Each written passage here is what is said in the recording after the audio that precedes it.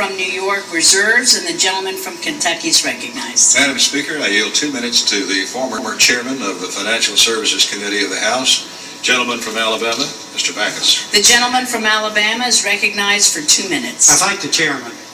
For one night, let us talk about what is good for this country and not about the other party, because it's going to take both parties to solve our problems. As Chairman Emeritus of the Financial Services Committee, I am very aware of the direct connection between a strong dollar and a vibrant economy so necessary to create jobs. And that's what we need for America, jobs. The U.S. dollar is the reserve currency of the world. Globally, the dollar and U.S. Treasuries are two of the most preferred safe haven investments. Their reserve status has been a benefit and blessing to all of us economically. It has traditionally brought this country good jobs and a higher standard of living. However, the dollar is under attack today. Out of control spending, unless addressed, will become more and more of a threat to the strong dollar and our currency. It will continue to erode our economy and cost jobs.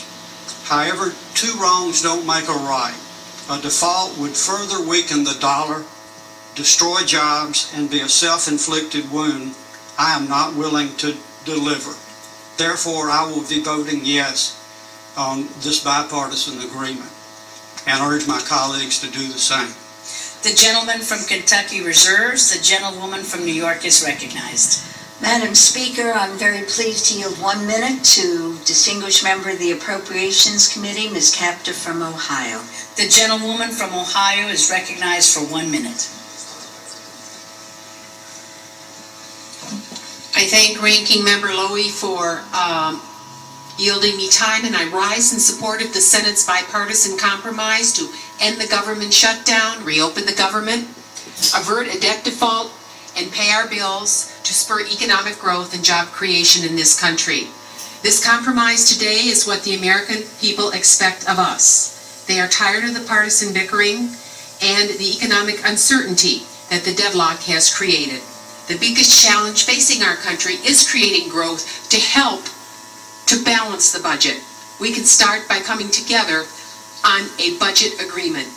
So let's restore regular order. Let the Budget Committee go back to work. Let the Ways and Means Committee go back to work. Let the Appropriations Committee go back to work under regular order, not just continuing resolutions. And let us move our bills in regular order and not govern from manufactured crisis to manufactured crisis. I will vote for this evening. It is the best we could get under the circumstances, but it is far less than we are capable of. I yield back our remaining time, and I thank the gentlelady again for yielding. The gentlelady from New York reserves. The gentleman from Kentucky reserves, so the gentlewoman from New York is recognized. Madam Speaker, I'm pleased to yield 1 minute to a distinguished member of the Appropriations Committee, Mr. Serrano from New York. The gentleman from New York is recognized for 1 minute. Without objection. I thank the gentlewoman. I will strongly support this bill tonight because it not only opens our government, but it makes us meet our obligations in a proper way. But if we walk away from this tonight not having learned the lesson, this would have all been a futile exercise. The lesson that we have to learn is that we can't become obsessed with one issue and close down a government over one issue. When a bill becomes a law and gets signed by a president and gets judged on and approved by the Supreme Court, that's the law of the land, and we have to abide by that. We should in no way continue to act as if things really didn't happen, only what is happening now happened. And secondly, we need to understand that there are no winners or losers tonight. The real losers are only the American people who had to put up with this situation for these weeks. If we go away tonight not learning that lesson, that we cannot allow that to happen again, it would have been a waste of time. And so I hope that we move ahead on the Budget Committee, that we move ahead on that conference, that we move ahead in a joint way, in a two-party system to work on behalf of the American people. Thank you.